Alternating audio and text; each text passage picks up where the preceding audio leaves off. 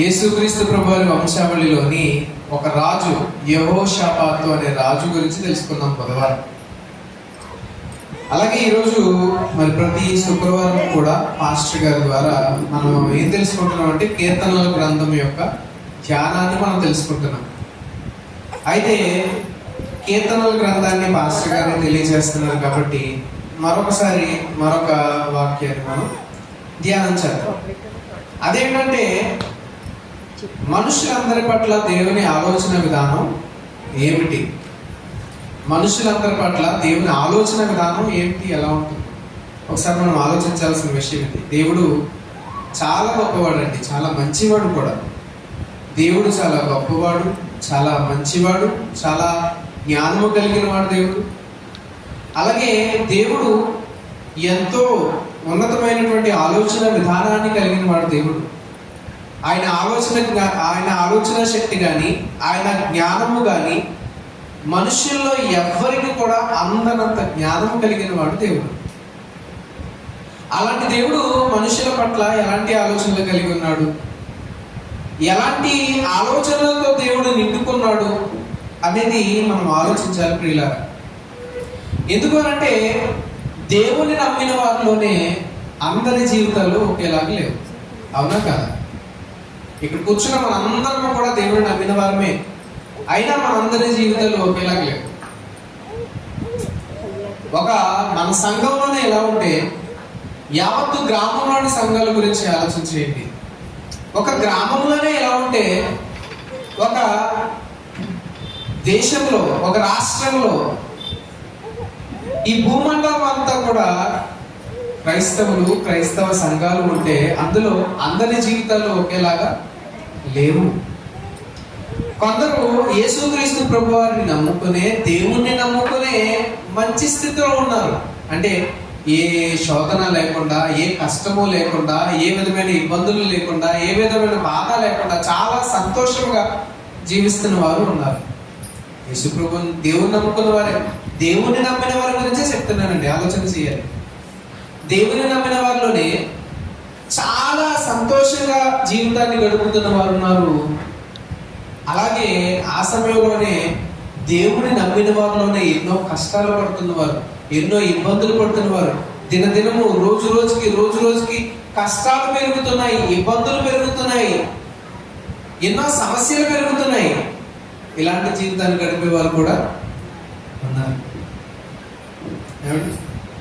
చాలా మంది కొన్ని సంఘాల్లో చూడండి, యేసు ప్రభువుని నమ్ముకున్న వారు మంచి స్థితిలో, మంచి స్థాయిలో ఉద్యోగాలు చేసుకునే వారు కావచ్చు, వ్యాపారాలు చేసుకునే వాళ్ళు కావచ్చు, మంచి స్థాయిలో ఉండి ఏ విధమైన బాధలు లేకుండా, ఏ విధమైన కష్టాలు లేకుండా తమ జీవిత కాలాన్ని అలా వెళ్ళబుచ్చుతున్నారు. వాళ్ళు మంచివాళ్లే, చెడ్డవాళ్ళు కాదు, మంచివాళ్లే. వాళ్ళు మంచివాళ్లే ఏమండి. అయినా ఏ కష్టం లేదు, యేసు ప్రభువుని దేవుణ్ణి నమ్ముకున్నారు, ఏ కష్టం లేకుండా జీవిస్తున్నారు. అలాగే కష్టాలు పడుతున్న వారు కూడా ఉన్నారు, వాళ్ళు కూడా మంచివాళ్ళే, వాళ్ళు చెడ్డవాళ్ళేం కాదు, వాళ్ళు కూడా మంచివాళ్ళే. అయితే వాళ్ళు మాత్రం ఎన్నో కష్టాలు పడాల్సి వస్తుంది, ఎన్నో ఇబ్బందులు పడాల్సి వస్తుంది, ఎన్నో ఆర్థికపరమైన ఇబ్బందులు పడవలసి వస్తుంది. మరి ఆలోచన చేస్తే ప్రియమైన దేవుని వాళ్ళారా, కొందరేమో అలా ఉంటున్నారు, కొందరేమో ఇలా ఉంటున్నారు. ఆనాటికే ఏమీ లేకుండా జీవిస్తున్న వారు కూడా ఉంటున్నారు. కొందరైతే ఉద్యోగాలతో, లేదంటే వ్యాపారాలతో, లేదంటే ఎంతో కలిగిన దానిని బట్టి ఇంకా కలుగుతూ ఆశీర్వదించబడుతున్నారు. మరి దేవుడు ఎందుకు ఇలా చేస్తున్నారు? ఇద్దరు కూడా దేవుని నమ్మిన వారే కదా. ఇద్దరు దేవుని నమ్మిన వారే అయితే అవునా కదండి? పరిస్థితులు ఇలాగే కదా ఉంటున్నాయి. కొందరేమో చాలా సంతోషంగా సుఖంగా జీవిస్తున్నారు, కొందరేమో ఈ రోజుకి ఆ రోజు చాలా ఇబ్బందులు పడుతూ జీవిస్తున్నారు. ఇవన్నీ వాస్తవాలు. ఎందుకు ఇలా జరుగుతున్నాయి? ఎందుకు ఈ విధమైనటువంటి పరిస్థితులు ఏర్పడుతున్నాయి? కారణం ఏమిటి? దేవుడు చాలా గొప్పవాడు కదండి, చాలా జ్ఞానం కలిగిన వాడు కదా. తన పిల్లలు బాధపడుతుంటే మరి దేవుడు ఏం చేస్తున్నాడు? ఒక్కోసారి ఆలోచన వస్తూ ఉంటుంది, నేను ఇంత కష్టపడుతున్నానే, నేను ఏ రోజు ప్రార్థన మాను కదా, నేను ఏ రోజు ఎటువంటి నేరమో చేయను, ఏ పాపమో చేయను, అలాంటిది నాకు ఎందుకు ఇన్ని శోధనలు వస్తున్నాయి, నాకు ఎందుకు ఇన్ని ఇబ్బందులు వస్తున్నాయని మనం ఎప్పుడైనా ఒక్కొక్కసారి బాధపడుతుంటామేమో. ఏమండి? అలా ఆలోచన చేస్తే అసలు దేవునికి ఉన్నటువంటి ఆలోచన ఎలాంటిది, ఆయన ఏ ఆలోచన కలిగి ఉన్నారు మన పట్ల అని ఆలోచన చేస్తే మనకి ఎవరికి తెలియదని అందుదండి. అదే చెప్తున్నాడు దేవుడు బైబిల్ గ్రంథంలో. చూడండి, యెషయా గ్రంథము 55వ అధ్యాయము, యెషయా గ్రంథము 55వ అధ్యాయము 8వ వచనం. యెషయా గ్రంథము 55వ అధ్యాయము 8వ వచనం దేవుడు అంటున్నారు, నా తలంపులు మీ తలంపుల వంటివి కావు. దేవుడు అంటున్నాడు, నా తలంపులు మీ తలంపుల వంటివి కావు. అసలు నేను ఆలోచించుకున్నది ఏంటో మీకు తెలియదు. మీ త్రోవలు నా త్రోవల వంటివి కావు. ఇదే యెహోవా వాక్కు. ఆకాశములు భూమికి పైన ఎంత ఎత్తుగా ఉన్నావో మీ మార్గముల కంటే నా మార్గములు, మీ తలంపుల కంటే నా తలంపులు అంత ఎత్తుగా ఉన్నవి. ఆకాశానికి భూమికి ఎంత దూరం ఉందో అంత దూరం ఉంది మీ ఆలోచనకి నా ఆలోచనకి. దేవుడు చెప్తున్నాడు ఈ మాట అండి. ఓ నరులారా, మనుషులారా, నా పిల్లలారా, మీరేం ఆలోచిస్తున్నారు? కానీ నేనేమనుకున్నానో మీకు తెలియదు.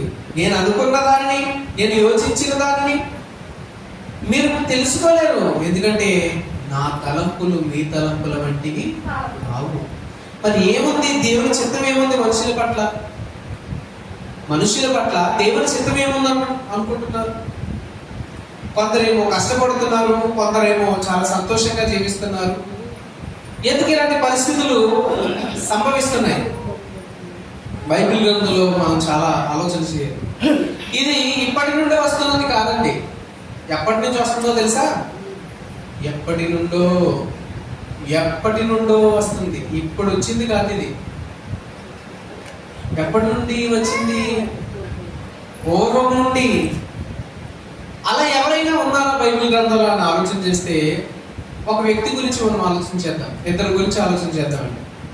ఒక వ్యక్తి ఎవరంటే యోసేపు. మీకు అందరికీ తెలిసే ఉండొచ్చు. చాలా మంది చాలా ప్రసంగాల్లో వింటారు యోసేపు గారి గురించి. ఎవరి యోసేపు? ఎవరనంటే ఆ యోసేపు అబ్రహాంకి కుమారుడైనటువంటి ఇస్సాకు కుమారుడైన యాకోబు కుమారుడు. అంటే అబ్రహాము గారికి మునిమనవడు ఈ యోసేపు. యాకోబు గారికి పుట్టినటువంటి 12 మంది పిల్లలలో 11వ వాడు ఈ యోసేపు. ఈ యోసేపు ఎలాంటి వాడు అని అంటే చాలా ప్రేమించాడు తండ్రిని. చిన్న వయసులోనే యోసేపు పరిస్థితి ఎలా ఉందో తెలుసా? యోసేపు చిన్న వయసులోనే ఆయన అన్నీలు ఏమని పేరు పెట్టారో తెలుసా? ఏమని పేరు పెట్టారు మీరు చెప్పండి. యోసేపు గారికి ఆయన అన్నీలు ఏమని పేరు పెట్టారు? యోసేపు గారి చరిత్ర తెలియదా? తెలియకపోతే తెలుసుకున్నాం.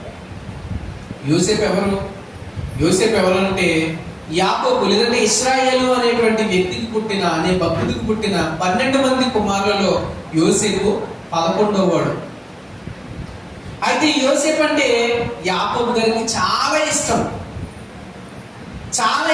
చాలా ప్రేమించేవాడు. ఆయన కొరకు విచిత్రమైన నిలువుటంగి చేయించడం ఈయన అంత ప్రేమించాడు.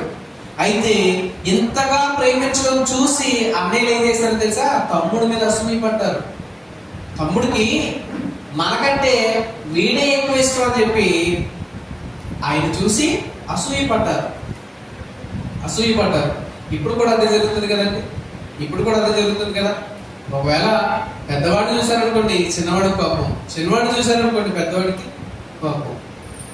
11 మంది ఉన్నారు పిల్లలు. అప్పటికి 12 మందిలో 11వ వాడు యోసేపును ప్రేమిస్తున్నాడని తండ్రి విషయంలో యోసేపు గారి మీద కోపపడ్డారు, అసూయ పడ్డారట. ఆది కాండంలో ఉంటుంది మనం చదువుకుంటే. అయితే ప్రియమైన దేవుని వాళ్ళారా, ఈ యోసేపు గారు ఏం చేసేవాడు తెలుసా? ఆయన అన్నీలు చేస్తున్నటువంటి ఏమేమైతే తప్పులు చేస్తున్నారో ఆ తప్పులన్నీ కూడా తండ్రి దగ్గరికి తీసుకొచ్చి చెప్పేవాడు అనమాట. అన్నయ్య ఏం చేశాడో తెలుసా, అన్నయ్యలు ఏం చేశారో తెలుసా అని ఆయన అన్నయ్యలు చేసిన తప్పులన్నీ తీసుకొచ్చి తండ్రికి చెప్పేవాడు. ఎందుకు తండ్రికి చెప్పేవాడు? ఎందుకనంటే ఈయన చెప్పాడు అనుకోండి, ఈయన చెప్తే ఏమంటారు? నువ్వు మాకు చెప్పొచ్చావా, వెళ్ళి పని నువ్వు చూసుకో, అంతే కదా. అంటే చిన్నోడు చెప్పిన మాట వింటారు కంపెనీ వినరు. అలాగే తను చెప్తే వినరు. ఎవరు చెప్తే వింటారు? తండ్రి కాబట్టి తండ్రికి చెప్పేవాడు, తండ్రి గద్దించేవాడు, తెలిసిపోయేది. ఎవడు చెప్పుకుంటాడు అని అంటే ఇంకెవడో ఉన్నాడు కదా యోసేపు, వాడే చెప్పుకుంటుంటాడు. చిన్నతనంలోనే అన్నల చేత ద్వేషించబడ్డాడు. ఎవరు? యోసేపు ద్వేషించబడ్డాడు. ఆయన జీవితం చూడండి ఎలా ఉందో. తర్వాత ఏం జరిగిందో తెలుసా? అన్నయ్యలు బాగా ద్వేషించేశారట. కళలు వచ్చినాయంట ఈయనకి పెట్టిన పేరేంటో తెలుసా? కళలు కనేవాడు వస్తున్నాడు రా అని చెప్పి ఆయన్ని హేళన చేశారు. ఆయన కళ వచ్చినప్పుడు కళ తీసుకెళ్లి అన్నయ్యకి చెప్పేవాడు. ఈయన ఏమీ దాచుకోకుండా. అన్నయ్యలు ఏం చేసేవారు? ఇంకా అసలు పడిపోయారు, పగపట్టేశారట. చదువుకుంటే మనకు అదే తెలుస్తుంది. మన ఆదికాండంలో 37వ అధ్యాయం నుంచి చదువుకుంటే పగపట్టేశారట. పగపట్టేసిన తర్వాత ఏం జరిగిందంటే ఒక రోజున అన్నలందరూ కలిపి గొర్రెలు మేపుకోవడానికి వెళ్ళారట. తండ్రి అన్నల దగ్గరికి పంపించారట. నాయన మీ అన్నయ్యల దగ్గరికి వెళ్ళి వాళ్ళు ఏం చేస్తున్నారు, ఎక్కడ ఉన్నారు, ఎలా ఉన్నారు చూసా అని చెప్పి పంపించారట. పంపిస్తే అన్నలు ఏం చేశారో తెలుసా?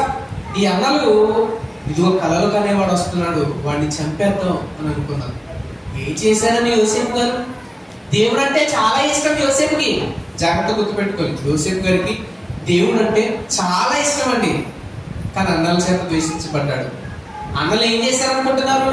నీళ్లు లేని ఒక గుంటలో పడేశారు. నీళ్లు లేని గుంటలో పడేస్తే ఆ గుంటలోనే ఉండిపోయాడు యోసేపు. తర్వాత యోధా వచ్చి, మా తమ్ముడురా, మన రక్త సంబంధి, ఎందుకు వీడిని చంపటం, మనం చంపి ఈ దోషం మనం కప్పి పెట్టుకోలేము అని గుంటలోంచి బయటికి తీశారు. తీసి ఏం చేశారు? తండ్రి దగ్గరికి పంపించలేదండి. మరి ఏం చేశారు? మిథ్యానీయులైన వర్తకులకు అమ్మేశారు యోసేపుని ఏం చేశారు? అమ్మేశారు. ఏ తప్పు చేశాడు యోసేపు? దేవుని నమ్ముకున్నాడు, దేవుని ప్రేమించాడు, తండ్రి చెప్పినట్టుగానే నడుచుకున్నాడు, మంచివాడుగా ఉన్నాడు. అన్నలు చేస్తున్నటువంటి చెడు పనులు తీసుకొచ్చి తండ్రికి చెప్తే తండ్రి గద్దించేవాడు. ఏ తప్పు చేశాడు? ఇప్పుడు యోసేపు ఏమనుకోవాలి? అయినా నేను ఏ తప్పు చేశానని నాకు ఎలాంటి శిక్ష చేస్తున్నావు తండ్రి అని అనుకోలే. అన్నయ్యలు సూటిపోటు మాట్లాడుతున్నప్పుడు, అన్నయ్యలు గొట్టలో పడేసినప్పుడు యోసేపు ఎలాంటి ఆలోచన కలిగి ఉండాలి? గొట్టలో పడేసిన తర్వాత బట్టలు తీసేశారటండి. దిగంబరిగా అమ్మేశారు. ఎవరిని? యోసేపుని. బట్టలు లేకుండా అమ్మేశారు. వస్త్రం తీసేశారు కదా, నిలువుటైంది, అమ్మేశారు. అమ్మేసిన తర్వాత ఆయన ఏమనుకోవాలి? నాయనా నాకు ఏంటి పరిస్థితి అని అనుకోవాలా? అయిపోయిందా? వెళ్ళాడు. ఎక్కడ తీసుకెళ్లారు? ఆయన ఐగుప్తు దేశానికి తీసుకుపోయారు. కనాను దేశం నుంచి ఐగుప్తు దేశంలో రాజదేహ సంరక్షకుడైనటువంటి పోతీఫరు ఆయన కొనుక్కున్నాడట. కొనుక్కున్న తర్వాత ఏం జరిగింది? ఆయనకి అక్కడైనా సుఖంగా ఉన్నాడా? అక్కడ పని చేస్తున్నాడు. దేవుడు ఆశీర్వదించాడు, చాలా ఆశీర్వదించాడు. అంతే, పోతీఫరు భార్య ఏం చేసింది? ఆయనతో పాపం చేయమని అడిగింది. చేశాడా? ఒప్పుకోలేదు. నేను ఇంత పాపం చేసి నా దేవుని దృష్టికి ఎలా పాపం చేస్తానని అడిగాడండి. ఎంత గొప్పవాడండి యోసేపు గారు. చూడండి, ఆదికాండము 39వ అధ్యాయము, ఆదికాండము 39వ అధ్యాయము 8వ వచనం 9వ వచనం చదవండి. మరియు 8వ వచనం, అయితే అతడు ఒప్పగా నా యజమానుడు తనకు కలిగినదంతయు నా చేతికి అప్పగించెను కదా, నా వశములో తన ఇంటిలో ఏమి ఉన్నదో అతడు ఎరుగడు. ఈ ఇంటిలో నాకంటే పైవాడు ఎవడనూ లేడు. నీవు అతని భార్యవైనందున నిన్ను తప్ప మరి దేనిని నాకు అప్పగింపక ఉండలేదు. కాబట్టి నేను ఎట్లు ఇంత ఘోరమైన దుష్కార్యము చేసి దేవునికి విరోధముగా పాపము కట్టుకుందును. ఎంత మంచి మాట అన్నారు చూడండి. పాపం చేసే అవకాశం వచ్చినప్పుడు ఏ మనిషి తప్పించుకుంటారు చెప్పండి పాపం నుంచి? ఇలాంటి పాపం చేసే అవకాశం ఎవరు తప్పించుకుంటారు చెప్పండి? కానీ మంచివాడండి యోసేపు, గొప్పవాడు యోసేపు. దేవునికి ఏమని చెప్తున్నాడైనా? ఏమని చెప్తున్నాడు? ఇంత ఘోరమైన పాపము నా దేవుడి దృష్టికి నేను ఎలా చేస్తాను? దేవుడు గుర్తుపెట్టుకున్నాడు. చూసారా ఎంత మంచిగా ఉన్నాడండి. ఇంత మంచివాడు, ఇంత మంచిగా ఉన్న యోసేపు ఎంత ఆశీర్వదించబడాలి మామూలుగా అయితే. కానీ ఏమైందో తెలుసా? ఎవరైతే ఒప్పుకోలేదని ఉందో, పోతీఫర్ భార్య ఒప్పుకోలేదని ఏం చేసింది? ఆ వస్త్రం పట్టుకుని చూడు, భర్త దగ్గరికి వెళ్ళింది. నువ్వు తీసుకొచ్చిన పనివాడు చూడు ఏం చేశాడు, నన్ను అవమానపరిచాడు. ఏ తప్పు చేశాడు యోసేపు? ఆయన జీవితం చూడండి, చిన్నప్పటి నుంచి ఎన్ని శ్రమలైంది. అన్నల చేత ద్వేషించబడ్డాడు, అన్నల చేత అమ్మబడ్డాడు, అమ్మబడిన తర్వాత దాసుడుగా పనిచేయడం మొదలు పెట్టాడు. దాసుడుగా పనిచేసిన ఆయన చెయ్యని నేరానికి ఏమైందో తెలుసా? 2 ఏళ్ళు శిక్ష అనుభవించాడు. జైల్లో కఠిన కారాగార శిక్ష అనుభవించాడండి. కీర్తన గ్రంథాలు చదువుకుంటే దేవుడు అదే చెప్తాడు, యోసేపుని సంఖ్యలు బాధ పెట్టేయట. కీర్తన గ్రంథంలో ఉంటుందన్నమాట. సంఖ్యలు యోసేపు గారిని బాధ పెట్టేయటండి. ఎంత బాధపడ్డాడు. ఇప్పుడు ఏ తప్పు ఏ నేరము చేయనటువంటి యోసేపు ఏమనుకోవాలి? నాయనా నేను ఏ తప్పు చేశాను నాయనా, నాకు ఇన్ని శ్రమలు, నేను ఏ పాపం చేశాను నాయనా ఇన్ని శ్రమలు నాకు అనుకోవాలా? యోసేపు గారి జీవితం ఎలా ఉంది కదా, యోసేపు గారి జీవితం ఎలా ఉంది. ఇప్పుడు దావీదు గారి జీవితానికి వద్దాం. దావీదు గారు ఇన్ని శ్రమలు పడ్డారా అంటే, దావీదు గారు ఇన్ని శ్రమలు పడలేదండి. ఒకే ఒక యుద్ధం చేశాడు, ఏమైపోయాడు? మహారాజు అయిపోయాడు. ఆయనకేంటి ఏ శ్రమలు లేవు. యోసేపు గారేమో చిన్నప్పటి నుంచి శ్రమలు శ్రమలు శ్రమలు శ్రమలు. దావీదు గారికి ఒక్క యుద్ధం చేశాడు, మహారాజు అయిపోయాడు. ఏమిటిది? ఏమిటి తండ్రి మీ ఆలోచన? మనం ఆలోచన చేయాలి ప్రేమ దేవుని వాళ్ళారా, ఆలోచన చేయాలి. ఎందుకు తండ్రి ఇలా జరుగుతుంది, ఎందుకు నాయన ఇలా జరుగుతుంది? ఒకవైపు యోసేపు ఏమో ఎన్నో శ్రమలు పడ్డాడు ముందు ప్రారంభంలో, ఒకవైపు దావీదు ఏ శ్రమ లేదు, ఒకే ఒక యుద్ధం, హీరోగా నిలిచిపోయాడు. మరి ఎందుకు ఇలా జరుగుతుంది? ఇద్దరి జీవితాలు ఒకలాగా లేవండి ప్రియమైన దేవుని వాళ్ళ. సంఘంలో కూడా అందరి జీవితాలు ఒకేలాగా లేవండి, ఒకేలాగా లేవు అందరి జీవితాలు. కొంతమందికి కలిగిన దాంతో ఉన్నారు, కొంతమంది లేక బాధపడుతున్నారు, ఎంతో ఇబ్బంది పడుతున్నారు, ఎంతో శ్రమ పడుతున్నారు. అవును కదా? ఎంత శ్రమ పడుతున్నారు, ఎంత శ్రమ పడుతున్నారు, చాలా శ్రమ పడుతున్నాం కదండి. ఆ రోజుకి ఏమీ లేక, ఒక్కొక్కసారి నాకేంటి పరిస్థితి అని, నా జీవితం ఏంటి ఇలా అయిపోతుంది, ఉండకుండా ఇలా ఎందుకు అయిపోతుంది అని ఒక్కొక్కసారి అనిపిస్తూ ఉండొచ్చేమో. కానీ ప్రేమ దేవుని వాళ్ళారా, యోసేపు తనకు వచ్చిన శ్రమను బట్టి ఎప్పుడు దేవుని విడిచిపెట్టలేదు. దావీదు గారు కూడా తనకు కలిగిన దాన్ని బట్టి రాజు అయినా కూడా దేవుణ్ణి విడిచిపెట్టలేదు. మన విషయానికి ఆలోచన చేద్దామండి. మనకి 4 రూపాయలు ఉన్నాయనుకోండి, మనం ఎలా ఉంటామో తెలుసా? మనల్ని అసలు ఎవరో పట్టుకోలేరండి. మన దగ్గర ఏమీ లేదనుకోండి, ఏమీ లేకపోయినా కూడా మనం ఎవరికి దొరకమండి. అవునా? మన పరిస్థితులు అవి. అందుకే ఆలోచన చేస్తే ప్రియమైన దేవుని వాళ్ళారా, పోయిన శుక్రవారం కూడా చెప్పాను ఇదే మాట. బైబిల్ గ్రంథంలో ఒక వ్యక్తి ఇలా మాట్లాడుతున్నారు, నాయనా నాకు ఎక్కువ వద్దు నాయనా, అలాగే నాకు తక్కువ కూడా వద్దు నాయనా, పేదరికం కూడా వద్దు, ఉన్న దాంతో నేను తృప్తి పడాలి చాలు నాయనా అని కోరుకున్నాడు. ఎక్కడున్న మాట ఇప్పుడు చూద్దాం. చూడండి, సామెతల గ్రంథము 30వ అధ్యాయము, సామెతల గ్రంథము 30వ అధ్యాయము 8-9 వచనాలు చదవండి. సామెతల గ్రంథము 30వ అధ్యాయం 8-9. వ్యర్థమైన వాటిని అబద్ధములను నాకు దూరముగా ఉంచుము, పేదరికమునైనను ఐశ్వర్యమునైనను నాకు దయచేయకము. ఏమంటున్నారు ఈయన? నాయనా పేదరికం వద్దునైనా నాకు, అలాగే ఐశ్వర్యం కూడా వద్దునైనా నాకు. ఐశ్వర్యం అంటే ఓ డబ్బు, పేదరికం అంటే ఏమీ లేదు. ఈ 2 వద్దునైనా. ఎందుకు వద్దంటున్నారు? చదవకండి. తగినంత ఆహారం నాకు అనుగ్రహింపుము. ఒకవేళ ఎక్కువైపోయింది అనుకోనండి, కడుపు నిండిపోయి దేవుని విడిచిపెట్టేస్తామట. ఏం చేస్తామంటే, ఎక్కువైపోతే దేవుని విడిచిపెట్టేసి యెహోవా ఎవరు అని అడుగుతామటండి.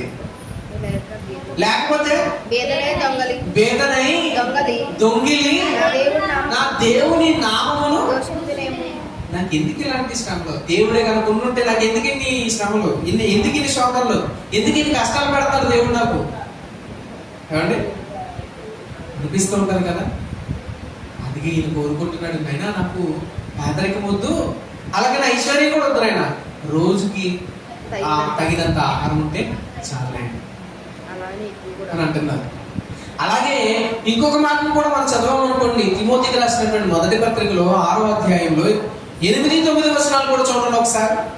తిమోతి మొదటి పత్రిక 6వ అధ్యాయము 8-9 వచనాల్లో కూడా ఏమంటున్నారు?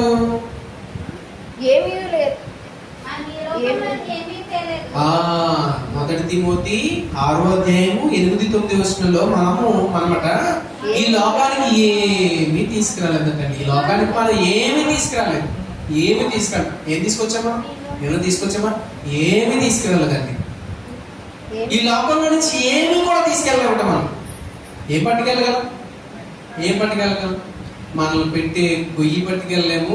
మనం ధరించుకునే ఈ దేహాన్ని కూడా మనం పట్టుకెళ్ళలేము. మట్టిలో కుళ్ళిపోవలసిందే. ఈ దేహం కూడా, దేహాన్ని కూడా పట్టుకెళ్ళలేము.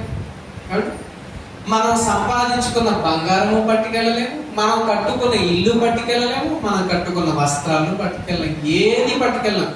విడిచిపెట్టేయాల్సిందే. దిగంబరిగా వచ్చాము, దిగంబరిగానే వెళ్ళిపోతాం. మనం ఈ లోకానికి ఏమీ తీసుకురాలేదు, ఈ లోకంలో నుండి ఏమీ తీసుకుపోలేము. కాబట్టి అన్న వస్త్రములు గల వారమై ఉండి వాటితో తృప్తి పొంది ఉందుము. చాలండి. అన్న వస్త్రాలు ఉంటే చాలట.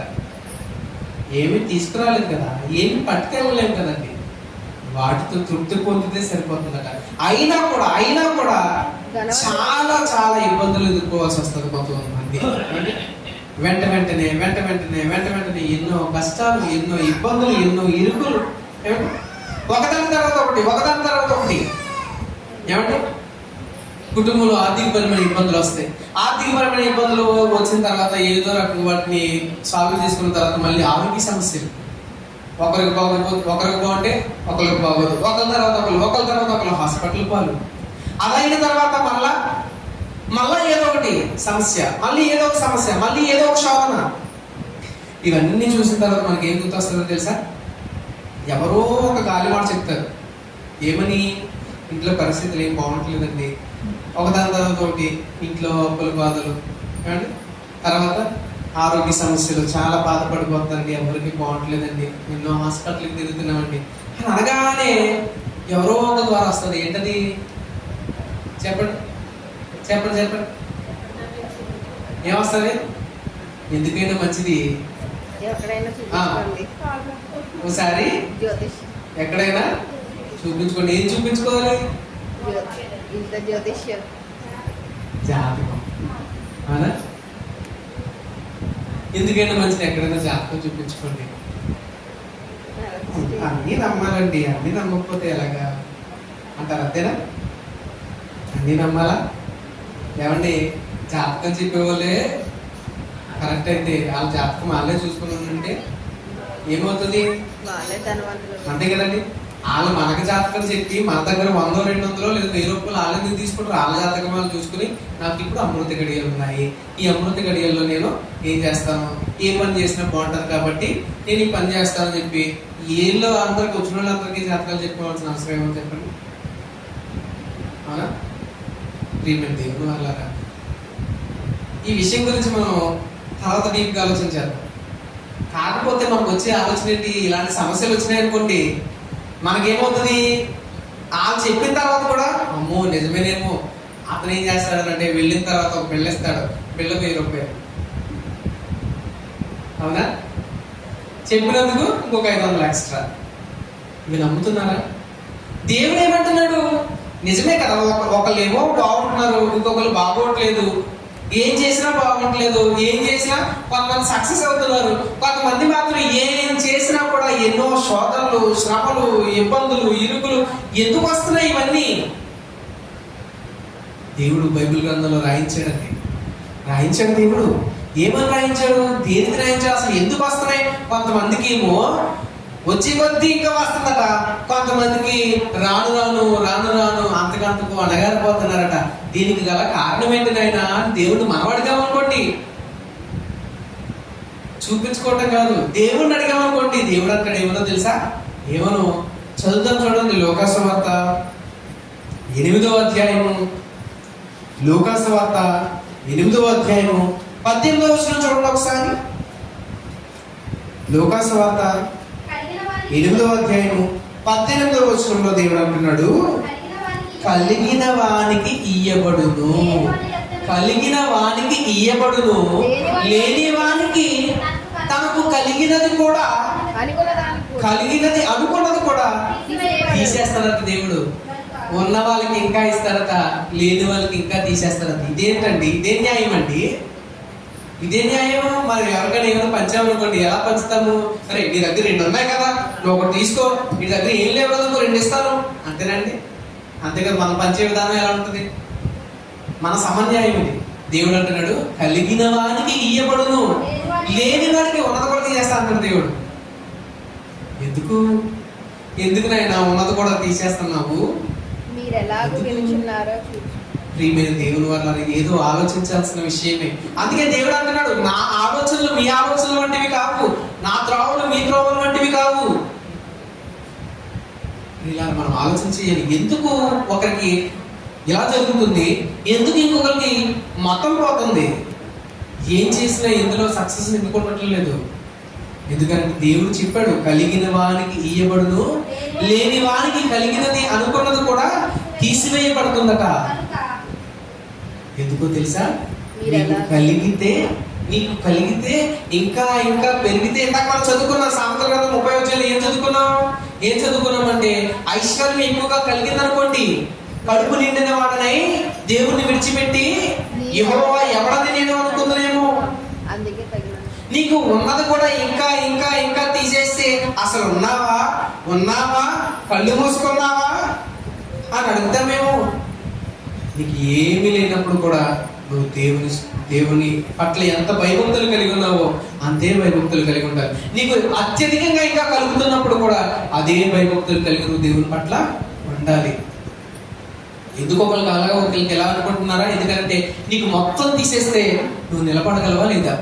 నీకు మొత్తం అంతా ఇచ్చేస్తే, నిన్ను ఇంకా ఉన్నత శిఖరాలకు ఎక్కిస్తే నువ్వు అప్పుడు నిలబడి అప్పుడు కూడా ఇప్పుడున్నట్టుగానే సేవ చేయగలవా లేదా? కొంతమంది ముందు మందిరం విషయంలో కానీ లేదంటే ఏ విషయంలోనైనా కానీ ఎంతో కష్టపడి పనిచేస్తారండి. మంచి స్థితిలోనికి వెళ్ళిన తర్వాత అండి, మంచి బట్ట లేదంటే మంచి తిండి వచ్చిన తర్వాత ఎలా ఉంటుందో తెలుసా? ప్లేట్ కానీ అప్పటి వరకు కూడా, అంతకు ముందు వరకు దేవుడు అంటే ఎంతో భయభక్తులు కలిగి తిన్న ప్లేట్లు కూడా తీసేసి, పేపర్లు తీసేసి, అన్ని ఏరేసి, అన్ని పనులు చేసేసి ఉన్న వాళ్ళు కొంచెం కలిగిపడి వచ్చిన తర్వాత లేదంటే కొంచెం ఐశ్వర్యవంతులైన తర్వాత పట్టుకోవడానికి కూడా ఇష్టపడరు, చూడటానికి కూడా ఇష్టపడరు. అవునా? అప్పుడు ఏమైపోతుంది? వచ్చేసింది ఇంకా నీకు, అప్పటికి వచ్చేసింది. ఏమొచ్చింది? దైవం వచ్చేసింది. అంతే కదండి. ఎంతో బాగా పనిచేసేవారు, ఆ తర్వాత పని చేయడానికి అంగీకరించడం లేదంటే అప్పుడు దాకా ఎవరు చెప్పినా చేసేవారు. ఇప్పుడు 10 మందికి చెప్తున్నారు అనమాట. ఏం చేయరు ఇక చెప్పడం. ఏమవుతుంది అప్పుడు వచ్చేసింది అనుకోవాలి. లేని వాళ్ళు నాకు ఏమి ఇచ్చాడు దేవుడు, ఎందుకు దేవుడు నాకు ఇలా చేస్తున్నాడు, అసలు ప్రార్థనకి ఎందుకు రావాలి, నాకు ఇప్పుడు ఉన్న ఈ కష్టాలను బట్టి అసలు ప్రార్థనకు రావాలనిపించడం లేదండి, అసలు నాకు తాకిపోటు వచ్చేస్తుందండి, ప్రార్థన అంటే విసుగొచ్చేస్తుందండి, దేవుడు అంటే విసుగొచ్చేస్తుందండి, ఇలా కనిపిస్తుందా? అప్పుడు వచ్చేసినట్టు. ఎందుకంటే దేవుడు పరీక్షిస్తున్నాడండి. నీకు దగ్గర పూర్తిగా తీసేసినప్పుడు నువ్వు నిలబడగలవా? యోసేపుని చూడండి, ఎన్ని కష్టాలు వచ్చినాయి ఆయనకి. చెయ్యని తప్పుకి శిక్ష అనుభవించాడు. చెయ్యని తప్పుకి, నువ్వు చెయ్యని తప్పుకి ఎవరైనా నేను ఒక మాట అంటే ఎంత తిరగబడిపోతాం మనం. చెయ్యని తప్పుకి ఒక మాట అంటే, కానీ యోసేపు చూడండి, చెయ్యని తప్పుకి శిక్ష అనుభవించి సంఖ్యల చేత బంధింపబడ్డాడు. దేవుని ఏం దూషించలేదు, దేవుని విడిచిపెట్టలేదు ఆయన. దావీదు గారు ఎంత గొప్ప ఉన్నత స్థితిలోనికి వెళ్ళినా కూడా దేవుని మర్చిపోలేదు.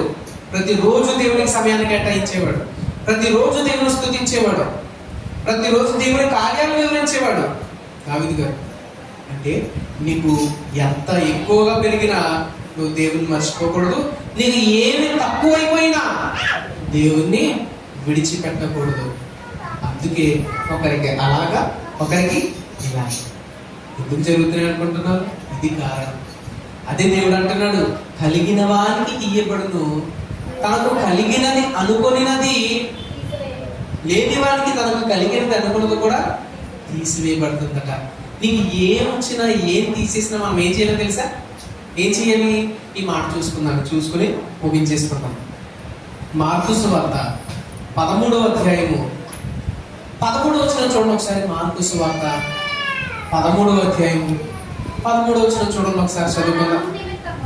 నా నామము నిమిత్తము అందరి చేత మీరు ద్వేషించబడుదురు, అంతము వరకు సహించిన వాడే రక్షణ పొందును. అంతము వరకు ఎవరు సహిస్తారో వాళ్ళే రక్షణ పొందుతారట. నీకు ఎంతవరకు అంటే కొంతకాలమే. ఏ కష్టమైనా చివరి దాకా ఉండదండి, జాగ్రత్తగా. ఏ కష్టమైనా చివరి దాకా ఉండదు, కొంతకాలమే. యోసేపు గారి కష్టం ఎంతవరకు? చివరి దాకా లేదండి, తర్వాత కష్టం అయిపోయింది. తర్వాత యోబు గారు, ఆయన కూడా కొద్ది కాలమే కష్టపడ్డారు. మీరు దేవుని వాళ్ళారా, మనకి కష్టాలు పూర్తిగా ఉండవు. ఒకవేళ ఉన్నా కూడా దేవుడు ఏమంటున్నాడు తెలుసా? వినండి జాగ్రత్తగా, వాక్యం వినండి. ఒకవేళ కష్టం ఉన్నా కూడా దేవుడు ఏమంటున్నాడు తెలుసా? అంతం వరకు సహించిన వాడు ఎవడో చదవండి. అంతము వరకు సహించిన వాడే రక్షణ పొందుతాడట. మరి మనం ఏం చేస్తున్నాం? అంతం వరకు సహిస్తున్నామా? సహించడం లేదా? నీకున్న కష్టం ఇప్పుడు ఉండొచ్చు, రేపు పోవచ్చు. ఒకవేళ పోయినా, ఇంకా కష్టాలు ఎక్కువైపోయినా కూడా ఏం చేయాలి? మనం సహించాలి. ఒక్క మాట కూడా దేవుని దూషించకూడదు, ఒక్క మాట కూడా దేవునికి వ్యతిరేకంగా మనం మన జీవితాల్లో మాట్లాడకూడదు. ఒక యోగులు చూడండి, కష్టం అయిపోయింది, రెట్టింపు ఆశీర్వాదం. యోసేపు చూడండి ఎలా వచ్చాడు, దేశానికి బానిసగా వచ్చాడు, రాజు అంత గొప్పవాడు అయిపోయాడు. రేపు దేవుని వల్ల మన జీవితాల్లో కష్టాలు ఉన్నాయి, మన జీవితాల్లో ఇబ్బందులు ఉండొచ్చు, కానీ అయినా కూడా దేవుడు గొప్ప స్థానంలో మనం ఉంచుతాడు. దావీదు గొప్పవాడయ్యాడు, తర్వాత కష్టాలు వచ్చాయి, అయినా కూడా నిలబడ్డాడు. అలా అంతము వరకు సహించిన వాడు ఎవడో వాడే రక్షించబడతాడు. రక్షించబడి ఇప్పుడు నీకు కష్టం ఉండొచ్చు, కానీ తర్వాత నీకు విశ్రాంతి. ఎక్కడ విశ్రాంతి? తండ్రి చెంత విశ్రాంతి, పరలోకములో విశ్రాంతి. ఎంత గొప్పదండి! తండ్రి దగ్గర ఎంత బాగుంటుందండి. దేవుడు నోటి మాటతో చేసిన ఈ సృష్టి ఎంత బాగుంటే ఆయన చేతులతో నిర్మిస్తున్నాడట పరలోకాన్ని. ఆ పరలోకం ఇంకెంత బాగుంటుందండి. ఆ పరలోకాన్ని కనీసం ఒక్కసారైనా చూడాలి కదా. బంగారపు వీధులలో ఎన్ని రకాల, ఇప్పుడు ఈ దేశంలో లేదంటే ఈ ప్రపంచంలో ఎన్ని రకాల ఫ్రూట్స్ ఉన్నాయండి. ఇందులోనే ఇన్నుంటే దేవుడు చేతులతో చేసే పరలోకం ఇంకెంత గొప్పగా ఉండబోతుంది. ఆయన దగ్గర ఉండే దేవదూతలు ఇంకెంత గొప్పగా ఉండబోతున్నారు. మనం ఇంకెంత గొప్పగా ఉంటాము. ఇది తెలుసుకోవడానికి ప్రయత్నం చేయాలి. గొప్ప వాళ్ళంగా కూడా మనం అయిపోవాలి. కాబట్టి ప్రియులారా, దేవుని ఆలోచన ఒకరి పట్ల ఒకలా, ఇంకొకరి పట్ల ఇంకొకరు ఎందుకు ఉంటుందో తెలుసా? నువ్వు ఎంతవరకు నిలబడగలవు, నీకు ఇచ్చిన జీవితంలో నువ్వు ఎంతవరకు నమ్మకంగా విశ్వాసంతో ఉండగలవు. నీకు ఈ అన్నీ తీసేసానని విసర్జించావు దేవుణ్ణి, లేదంటే నీకు ఎక్కువ ఇచ్చానని దేవుడు మర్చిపోయావా? ఒకవేళ మర్చిపోతే ఏమైపోతావు? మర్చిపోతే నమ్మక ద్రోహం చేసిన వారే. దేవుడు తీసేసాడని నువ్వు విడిచిపెడితే అపనమ్మకస్తులే. కష్టమైనా, నష్టమైనా, బరువైనా, భారమైనా, ఏమైనా కూడా దేవుడు మాత్రం ఎప్పుడు మనం విడిచిపెట్టకుండా ఉంటే, దేవుడు, మనం నమ్ముకున్న దేవుడు అన్యాయస్తుడు కాదు. ఆయన ఎవరిని కూడా విడిచిపెట్టడు. ఆయన అందరినీ జ్ఞాపకం చేసుకుంటాడు. కాబట్టి మనందరం కూడా అలాగే ఉండాలి అని కోరుకుంటూ ఇలా మాటలెక్కడితో ముగిస్తున్నాం. ప్రార్థన చేసుకున్నాం. మమ్మల్ని మిగిలిగా ప్రేమించిన మా ప్రియ పరలోకమందున్న మా తండ్రి, మీ ఘనమైన పరిశుద్ధమైన నామమునకు వందనములు, స్తోత్రములు చెల్లించుకుంటున్నాం ప్రభా. మా తండ్రి, యొక్క రాత్రికాల సమయంలో మీ వాక్యం ధ్యానించిన తండ్రి, మీ వాక్యము తెలుసుకున్న మేము ఆ వాక్య ప్రకారంగా నడుచుకునే ధన్యతను మాకు దయచేయమని వేడుకొచ్చు, సహాయం చేయమని క్రీస్తు పేరుతో వేడుకొచ్చున్నాము.